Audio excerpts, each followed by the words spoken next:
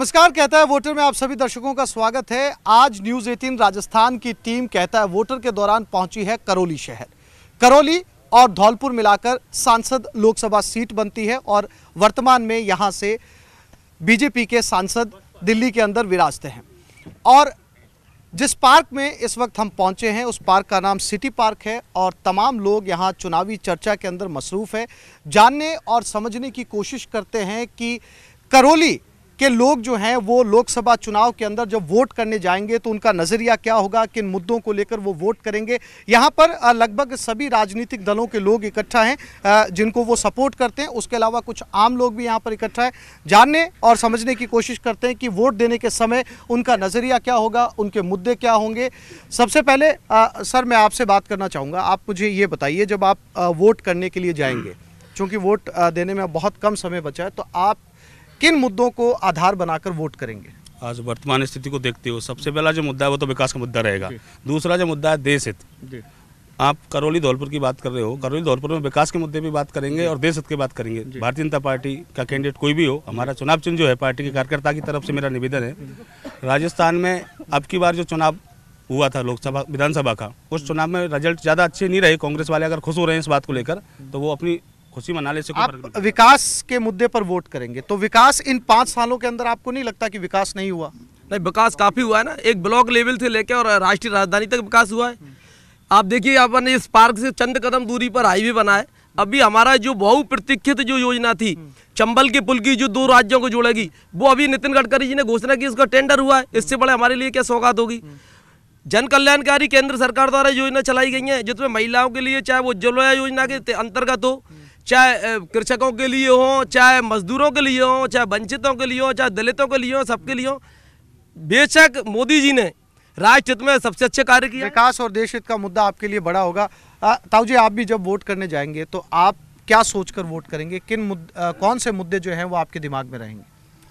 मतलब सबसे बड़ी बात तो ये है कि इन 5 सालों में जो पहले की सरकार ने जो रेल लाइन मतलब मंजूर करी थी उसको रोका गया है। करौली के विकास के लिए बताऊं आपको तो ये एक सबसे बड़ा मुद्दा तो ये रेल लाइन का होगा। और बताऊं आपको, ये जो 2014 में जो इस बीजेपी मतलब पार्टी ने जो वायदे किए थे पब्लिक से, वो वायदे एक भी पूरे नहीं हुए और उन वायदों से सब लोग परेशान हैं। आपका ये कहना है कि वायदे पर सरकार जो है वो खरी नहीं उतरी। आप नौजवान हैं, आप भी जब वोट करने जाएंगे तो ऐसे कौन से मुद्दे होंगे जिनको आधार बनाकर आप अपना सांसद चुनेंगे करौली और धौलपुर लोकसभा सीट से? सबसे पहला तो विकास रहेगा, उसके बाद में रोजगार रहेगा। और जैसा कि मेरे एक भाई ने बताया था कि विकास वो दौड़ रहा सड़क पर, वो जो सड़क है ना उससे ज़्यादा ऊंची तो नालियाँ यहाँ की, जिनमें कॉलोनियों में नाली का पानी भरा हुआ है, ये इनका विकास है। रेल लाइन जो रोकी गई है वो वर्तमान सांसद के द्वारा रोकी गई है। तो करौली की जनता ही नहीं, करौली धौलपुर मन बना चुके हैं कि इनके जुमले। एक और चीज़ है, सेना पर राजनीति जो की जा रही है, आज मैंने एक अखबार में पढ़ा था, बेरोजगारी, विकास, ये सबसे ऊपर प्राथमिकता में। राष्ट्रीयता का जो इन्होंने ये मुद्दा बताया, इसमें 4% लोग प्रभावित हैं बस। ठीक है, तो विकास आगे रहेगा। रेल का एक बड़ा मुद्दा है और इनका ये कहना है, जो कांग्रेस समर्थक हैं, इनका ये कहना है कि जो कांग्रेस समर्थक नहीं जो है वो रेल का विकास यहाँ पर रोका। आपको क्या लगता है क्यों रोका गया? इन 5 साल के अंदर करौली को रेल मिलनी चाहिए थी। देखिए, सांसद ने जो अपने चिट्ठी लिखी है उसमें लिखा है कि हमारे यहाँ एक नैरो गेज रेल लाइन है, उसको हेरिटेज में अगर मान लो रखा जाए तो ये एक पुरानी यादगार को जिंदा रखने का काम होगा। इसके पैरेलल जो लाइन डाली जाएगी उसमें उसने कोई ऑब्जेक्शन नहीं लिया है। तो ये एक मुद्दा बनाने की कोशिश की जा रही है कि सांसद ने उसको रोका है, बाकी सांसद ने उसको बिल्कुल नहीं रोका है। रेल का जो है वो मुद्दा बनाने की कोशिश की जा रही है। वाकई रेल की कितनी ज़रूरत है यहाँ पर? क्योंकि रेल का जो पहले की जो सरकार थी कांग्रेस की, उसने उसको मंजूरी दी और बीजेपी ने उसको एक ठंडे बस्ते में डाल दिया। कोई करौली के लिए विकास नहीं दिया। 5 साल जो सांसद रहा, कोई भी एक विकास बता दें। और मोदी जी ने जो विकास के वादे किए कि 15 लाख दूंगा, कभी 300 धारा 70 को हटाऊंगा, कभी ये करूंगा, कभी वो करूंगा, झूठे वादे करके जनता से वोट ठगी किया। और उन्होंने ईवीएम का घोटाला भी किया 14 में। तो इनकी ऐसे जुमलेबाजियों से जनता भी नाराज है। और यहाँ ये जो वर्तमान सांसद है करौली धौलपुर से, उसका कोई भी विकास नहीं है करौली के जनता अंदर। नाराज है। सर, जब आप वोट करने जाएंगे तो क्या सोचकर आप वोट करेंगे, क्योंकि करौली के जो मुद्दे यहाँ के लोग गिना रहे हैं वो यहाँ की जनता के लिए वाकई बहुत महत्वपूर्ण है। देखिए, करौली धौलपुर जो क्षेत्र है वो पिछड़ा हुआ क्षेत्र है। करौली धौलपुर दोनों जिले पिछड़े हुए हैं। पहली यहाँ की जनता की प्राथमिकता है कि यहाँ की जो है ना सड़क, पानी, बिजली, जो छोटी मोटी समस्या ये हो। जैसा कि अभी उधर बताया था भाई साहब ने कि यहाँ की जो नालियाँ हैं उनमें पानी भरा पड़ा है और बीजेपी कहती है कि भाई हमने ये हाईवे निकलवा दिया कर। पहला जो मूलभूत सुविधा है पब्लिक की, वो मूलभूत सुविधाओं पे ज़्यादा, इस मुद्दे पे ज़्यादा लोग वोट करेंगे। और जहाँ तक मेरे को लगता है कि कांग्रेस और बीजेपी को देख लिया अच्छी तरीक़ा से। इस बार जो पब्लिक की जो सोच है कि हम कोई तीसरा विकल्प यानी बहुजन समाज पार्टी को इस बार करौली धौलपुर से ज़्यादा वोट मिलने के चांस है। विकास हुआ है और कुछ योजनाएं भी जो है वो करौली के लिए बनाई गई हैं, मंजूर कर दी गई हैं। इन्हें उम्मीद है कि इन योजनाओं को अमली जामा इस चुनाव के बाद में पहनाया जाएगा। सर, आप सहमत हैं कि बहुत सारी योजनाएं करौली के नाम पे मंजूर हुई हैं? इन्होंने, भारतीय जनता पार्टी ने 2013-14 में बहुत सारे वादे किए थे, लेकिन एक भी वादे पर आज तक ये खरा नहीं उतरे। 2 करोड़ जो बेरोजगार युवा हैं वो इनका इंतजार कर रहे हैं। पूर्ववर्ती सरकार में माननीय खिलाड़ी बेहरवा जो हमारे पूर्व सांसद थे, उनके अथक प्रयासों से भारत सरकार ने ये अपने ब्रॉडगेज वाली लाइन स्वीकृत कराई थी। लेकिन हमारे ये पूर्व जो अभी वर्तमान जो सांसद रहे हैं मनोज राजौरिया जी, इन्होंने वसुंधरा जी के हेरिटेज होटलों को सुरक्षित रखने के लिए, इनके होटलों को सुरक्षित रखने के लिए इन्होंने हमारी जो ब्रॉडगेज लाइन को जो है ख़त्म करवा दिया, ठंडे बस्ते में डलवा दिया। तो एक तो इनके लिए गंगा इंतजार कर रही है, बिल्कुल तलवार घिसके बैठी है जनता इनके लिए। गंगा इंतजार कर रही है, 2 करोड़ जो बेरोजगार युवा हैं वो इनका इंतजार कर रहे हैं। आपका ये कहना है कि जो कुछ विकास करौली धौलपुर के हिस्से में आया वो कांग्रेस के जमाने में आया है। सर, आप ये बताइए मुझे, जब आप वोट करने जाएंगे, आपने बहुत सारे चुनाव देखे होंगे, सबसे पहले तो ये बताइए कि उन चुनाव में और इन चुनाव में आपको क्या अंतर नजर आता है? फिर आप जब वोट करेंगे तो क्या सोच कर करेंगे? देखो, इन चुनावों में उस चुनाव में बहुत अंतर है। पहले जो चुनाव होता था, पार्टी अपने घोषणा पत्र लागू करती थी और घोषणा पत्र के आधार पर चुनाव लड़ती थी। जनता को अपने किए हुए वादों पर विचार करती थी, बताती थी कि हमने ये 5 साल में किया है। इस सरकार के पास 5 साल का बताने के लिए तो कुछ है नहीं, क्या 5 साल का बताएं। इसलिए अब उन मुद्दों पे आ गई है जो मुद्दे लोगों की भावनाओं पे लड़ने वाले। अब 5 साल का कोई लेखा जोखा आपके पास में नहीं है? सर, 5 साल का कांग्रेस का कहना है कि आपके पास में गिनाने के लिए कुछ नहीं है, 5 साल का कोई लेखा जोखा नहीं है, इसलिए आप भावनात्मक मुद्दों को लेकर जनता के बीच में। कांग्रेस के पास सिवाय भ्रष्टाचार के कुछ नहीं है। जिस जगह में हम खड़े हुए हैं इसके नाम ये क्या बोलती थी, गधा पिच। कांग्रेस ने इसको गधा पिच बना रखा था। बीजेपी का शासन आया तो आज देख रहा है सिटी पार्क, विवेकानंद पार्क। तो बीजेपी ने इतना कार्य किया है, शायद मैं जानूं कि कांग्रेस ने 60 साल में नहीं किया है। कांग्रेस शासन में कभी नहीं बना। हमारे अब बीजेपी शासन में चेयरमैन ने बनाया है। अब चला है सुनो, ताली मत बजाओ। ठीक है सर, मैं वापस से आ रहा हूं आपके पास में। करौली में तीसरा दल भी हुंकार भर रहा है, बसपा। इनका ये कहना है कि इस बार जो है वो बसपा को मौका मिलना चाहिए। बसपा से कौन कौन लोग हैं यहाँ पर? बसपा से आप हैं। सर, आपको क्यों लगता है कि दोनों ही पार्टियों ने करौली के लिए कुछ नहीं किया? ऐसा सर, 65 साल तो कांग्रेस ने जनता को बेवकूफ़ बनाया। 5 साल मोदी सरकार को, बीजेपी को भी देख लिया। जनता अब ये समझ गई है कि ये सिर्फ वादा करते हैं, काम नहीं करते हैं। जनता ने मन बना लिया है कि अब देश का प्रधानमंत्री ऐसा हो जैसे उत्तर प्रदेश में बहन कुमारी मायावती, 1 मिनट रोक लो भाई साहब, अनुशासन में रहो, कि जैसे बहन जी मुख्यमंत्री बनी तो कुछ तो गुंडे वैसे अंदर कर दिए, कुछ अपने आप अंदर चले गए। ऐसे जब तक प्रधानमंत्री बहन कुमारी नहीं बैठेगी तब तक ना इस देश की गरीबी मिटेगी, ना किसान की समस्या खत्म होगी, ना भ्रष्टाचार मिलेगा, ना कोई कार्य मिलेगा। तब तक सही निर्णय लेगी। और जनता विकास सर ये बसपा से हैं और इनका ये मानना है कि इस बार जो है वो मौका तीसरे दल को मिलना चाहिए। करौली हम यहाँ पर पहुंचे हुए सिटी पार्क में मौजूद है, राजनीतिक चर्चा चल रही है, सभी राजनीतिक दलों के लोग यहाँ पर मौजूद हैं, कुछ नौजवान हैं, उनसे बात करते हैं। ब्रेक पे जाने से पहले वो लगातार बात करने की कोशिश कर रहे थे। सर, जब आप वोट देने के लिए जाएंगे तो फिर आप क्या सोचकर वोट करेंगे? जैसा कि यहाँ पर कांग्रेस समर्थक, बीजेपी समर्थक और बसपा सबकी अलग अलग राय है और सबके अलग अलग मुद्दे हैं, आप क्या सोचकर वोट करेंगे? मैं चुनाव में जब वोट देने जाऊंगा तो मैं बात करूंगा विकास की। मैं बात करूंगा मुद्दों की, लोकल मुद्दों की। अभी आप देख रहे हो यहाँ से 23 किलोमीटर दूर उत्तर भारत का सबसे बड़ा मेला लगता है कैला देवी का मेला। आप जाकर देख लें, 5 साल से बीजेपी की गवर्नमेंट है केंद्र में, वहाँ सड़क भी नहीं है, पदयात्रियों के लिए पैदल मार्ग भी नहीं बना हुआ है। ये सिवाय केवल बात करना जानते हैं, शोर गुल करना जानते हैं, हिल्ला करना जानते हैं। इन्होंने ना 370 धारा हटाई जो उनके मैनिफेस्टो में था, ना इन्होंने राम मंदिर बनाया, ना इन्होंने गाय को राष्ट्रीय पशु घोषित किया। ये सिर्फ धर्म की बात पे, जाति की बात पे लड़ना जानती हैं। ये हिंदू मुसलमान करके हमको लड़ाते हैं। आपके लिए विकास सबसे बड़ा मुद्दा रहेगा। सर आप आगे आइए, आप काफी देर से बोलने की कोशिश कर रहे थे। जब आप वोट करने जाएंगे तो क्या सोचकर वोट करेंगे? आपने इससे पहले भी अपनी जिंदगी के अंदर कई राजनीतिक दलों को वोट दिए होंगे, इस बार आपका नजरिया अलग कैसे होगा? अब की बार साहब बीजेपी 5 साल में देख ली हमने अच्छी तरीका से। गांवों में जाके देखिए, झूठे वादे कर रहे हैं, प्यास ही मर रही है पब्लिक। आप नहीं माने चलिए डांग बिला मैं बताता हूँ आपको। और यहाँ कागज में भर दो कि बोरिंग लग गई, रोड कहीं बनो नहीं पब्लिक। और अब आप जाइए कैला देवी, यात्री कितना परेशान है। सड़क और पानी जैसी बुनियादी सुविधाओं का भी अभी तक अभाव है। सर ये बताइए कि ये जो लोग यहाँ पर खड़े हैं, मैंने कुछ आम शहरी नागरिकों से भी बात की, इनका कहना है कि अभी तक पानी उपलब्ध नहीं है।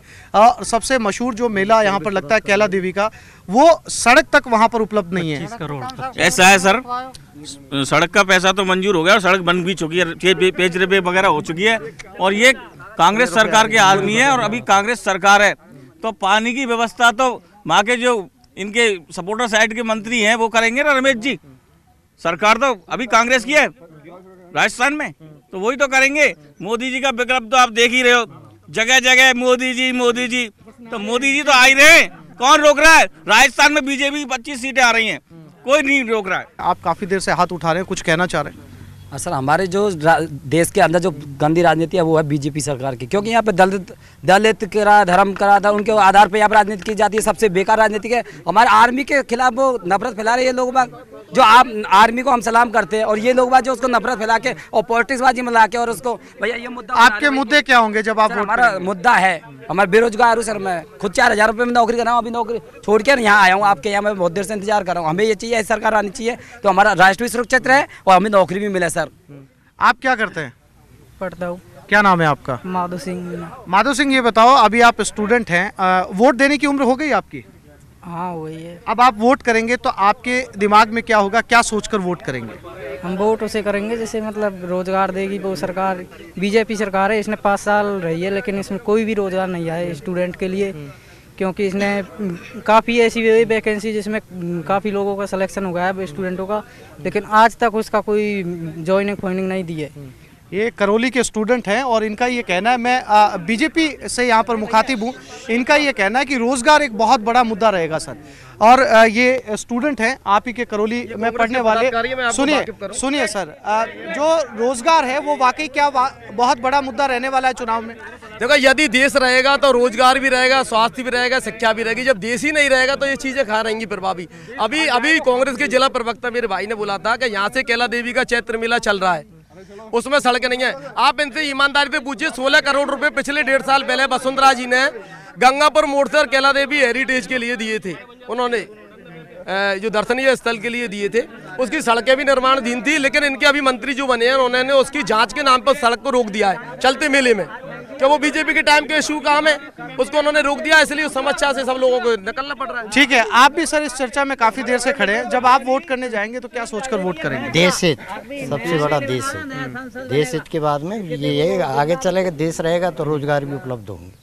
देश अगर सुरक्षित रहेगा तो बाकी की सारी सुविधाएं मुहैया होंगी। ऐसे भी लोग हैं जो ये सोच रहे हैं कि देश सर्वोपरि है और उसके बाद में दूसरे मुद्दे हैं। सर इस बात को मानने में क्या हिचक है कि अगर देश सुरक्षित रहेगा तो बाकी की सुविधाएं भी यहाँ के नागरिकों को मिलेंगी? ये भारतीय जनता पार्टी जो राजनीतिक दल है, जो कुकुर मुत्ते की तरह कुछ ही साल पहले पैदा हुआ है। भारतीय जनता पार्टी नहीं थी तब भी देश था, भारतीय जनता पार्टी नहीं भी रहेगी तब भी देश था, देश रहेगा। मैं तो एक बात कहना चाहता हूँ, हमने बांग्लादेश अलग किया, हमने कभी श्रेय नहीं लिया। हमने हजारों बार सर्जिकल स्ट्राइक कांग्रेस शासन में की, हमने सेना का उपयोग कभी हमारे वोट लेने के लिए नहीं किया। हमने देश में जहाँ सुई नहीं बनती थी, हमने हवाई जहाज, लड़ाकू विमान तक हमारे भारत देश में बनाए। हमने कभी उसका श्रेय, वैज्ञानिकों का श्रेय कभी हमारी कांग्रेस सरकार ने वोट के लिए नहीं किया। हमने वोट के लिए कभी जनता से किसी भी राजनीतिक दल के रूप में कभी कोई जनता की ना तो किसी भी विभाग का उपयोग किया, ना हमने झूठ बोल करके कभी वोट लिया। ठीक है, बसपा भी यहाँ पर मौजूद है, बसपा के समर्थक भी यहाँ पर मौजूद है। कांग्रेस ने अपने मुद्दे गिनाए, सुई से लेकर हवाई जहाज तक बना 70 साल के अंदर, और बीजेपी का भी कहना है कि इस 5 साल के अंदर करौली को बहुत कुछ मिला है। आप क्या अलग देंगे जो इन दोनों पार्टियों ने यहाँ पर नहीं दिया? ऐसा है सर, कांग्रेस ने एकत्र राज किया, ना तो लाइट दे पाई, ना सड़क, ना पानी। आज आप जाकर के सर्वे करवा लीजिए, दलित बस्तियों में, पिछड़ी बस्तियों में, गरीब बस्तियों में जाकर के देखवा लीजिए, ना तो पानी की व्यवस्था है, ना सड़क की व्यवस्था है, ना लाइट की व्यवस्था है। फिर भरोसा किया जनता ने, 5 साल मोदी बीजेपी गवर्नमेंट बनवाई, बीजेपी गवर्नमेंट को भी देखा, उसने बुरी हालत कर दी। किसी प्रकार ना तो कोई गरीबी, ना कोई। आप क्या बदलेंगे, मेरा सवाल ये है। मैं ये कहना चाह रहा हूँ कि जब तक इस देश में नया विकल्प नहीं ढूंढा, तीसरा विकल्प नहीं ढूंढेगी जनता, तब तक इस देश नए विकल्प की बात हो रही है, क्योंकि ये दोनों पार्टियों से उकता चुके हैं और चाहते हैं कि बसपा से जो है वो यहाँ पर सांसद चुना जाए। आप सहमत हैं? जी नहीं सर, ऐसा है कि बसपा ने जो काम किया है, ये हाथी बनवाए और 175 करोड़ का जो घोटाला किया था, जो मायावती जी ने जो हाथी बनवा के वहाँ पत्थर मंगाए थे, और ऐसे तो ऐसा है कि इसमें ना तो बीजेपी का कोई इसमें वो है, और ना ये तो कांग्रेस ही जीतेगी, और कांग्रेस की जीत पक्की है। आप जो है वो बसपा के विकास को विकास नहीं मानते। हालांकि करौली के अंदर लगातार पिछले कुछ चुनाव से कांग्रेस और बीजेपी आती जाती रही है। बहुत मुश्किल है या बहुत विकट होगा कि बसपा यहाँ पर कैसे जगह बनाएगी, लेकिन लगातार यहाँ पर बसपा के जो समर्थक हैं वो भी लगातार आवाज़ उठा रहे हैं। सर, आपको लगता है कि यहाँ पर गुंजाइश है, जैसा कि इन्होंने कहा कि आप दोनों पार्टियों ने इस करौली के लिए कुछ नहीं किया, उनको तीसरा विकल्प चाहिए? नहीं, पहली बात तो ये है कि बसपा कभी राजस्थान के अस्तित्व में रही नहीं, और अगर इन दोनों पार्टियों ने कुछ नहीं किया तो खैर कौन गया, तो ये तो बिल्कुल निरर्थक बात है। आप ये मानते हैं बीजेपी समर्थक होने के नाते कि कांग्रेस ने भी काफी कुछ किया? नहीं, जब जो आदमी होता है, इसमें कोई अतिशयोक्ति नहीं होती है, वो अपनी क्षमताओं के आधार पर अपना काम करता है, लेकिन कौन कितना कर पाता है, मैं ज्यादा कर पाता हूँ, आप कम कर पाते हो, तो मुद्दा ये है इस बार देखने का कि हम उसको लाइक करें जो ज़्यादा कर पाए। इसमें मैं ये भी अतिशयोक्ति नहीं रखता, देश जब आज़ाद हुआ तो अकेली एक पार्टी थी, आज बात करती है कांग्रेस पार्टी कि हम लोग जो भाजपा वाले हैं वो देश को हिंदू और मुस्लिमों में बांट रहे हैं। जिस दिन देश आज़ाद हुआ तब तो भाजपा थी नहीं, तब तो जनसंघ भी नहीं था, तब तो जनता पार्टी भी नहीं थी। उस दिन आप ये कह रहे हैं पार्टी गुमराह करने का काम कर रही है। सर, गुमराह करती है कांग्रेस, इनका ये कहना है कि मुद्दों से ध्यान हटाकर आप लगातार ये कहते हैं कि 70 साल में जो विकास हुआ है वो पिछले 5 साल में नहीं हुआ। 5 साल में बिल्कुल विकास नहीं हुआ, 70 साल में तो बहुत विकास हुआ है। 5 साल में जुमलेबाजी के अलावा कुछ नहीं हुआ है। जनता को दर्द दिया है, जीएसटी जैसा दर्द दिया है, नोटबंदी जैसा दर्द दिया है, जिसमें सैकड़ों लोगों की जानें गईं। अब विकास के मुद्दे पर तो ये लोग वोट मांग नहीं रहे हैं, वोट मांग रहे हैं सेना के सौर्य पर, जाति पर। कुल मिला के ऐसे मुद्दे जिन पर वोट नहीं मांगने चाहिए उन पर तो वोट मांग रहे हैं, और जो विकास के मुद्दे होने चाहिए, जो विकास के वादे किए थे, 15 लाख रुपए देने के वादे किए थे, ऐसी मुद्दों पर बात करना नहीं चाहते। राम मंदिर पर बात नहीं करना चाहते, 370 पर बात करना नहीं चाहते, सिर्फ सेना का और पाकिस्तान का भय दिखाकर वोट लेना चाहते हैं। जनता समझदार है, किसी भी हाल में इन लोगों को वोट नहीं देगी। 100% कांग्रेस जीतेगी। इस क्षेत्र से वैसे भी कांग्रेस का माहौल है, कांग्रेस के 8 विधायक में से 7 विधायक कांग्रेस के हैं। निश्चित तौर पे हमारा सांसद यहाँ से कांग्रेस का ही चुना जाएगा। करौली और धौलपुर मिलाकर 8 विधानसभा सीटें, जिसमें से 6 विधायक जो है वो कांग्रेस से हैं, लेकिन सांसद यहाँ पर बीजेपी से है। और जो स्थानीय मुद्दे हैं उनके अंदर सड़क, पानी जैसे बुनियादी मुद्दे जो हैं वो यहाँ पर सिर उठाए हुए हैं।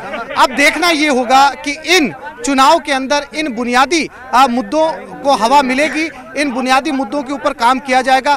इसको लेकर ही ये जनता तय करेगी कि वोट किसको दिया जाए। हमने यहाँ पर लगभग सभी दलों के लोगों से बात की और सबकी मिलीजुली प्रतिक्रिया थी, बल्कि तीसरा दल भी चाहता है कि उनकी पैठ भी यहाँ पर बने। अब ये चुनाव के नतीजों के बाद तय हो पाएगा कि करौली और धौलपुर की जनता के मन में क्या था और उन्होंने क्या चुना। फिलहाल कहता है वोटर में इतना ही। जल्द मुलाकात होगी किसी दूसरे शहर में दूसरे लोगों के साथ और उनके नजरिए के साथ जानने की कोशिश करेंगे कि वो क्या सोचकर इन चुनाव के अंदर वोट करते हैं। नमस्कार।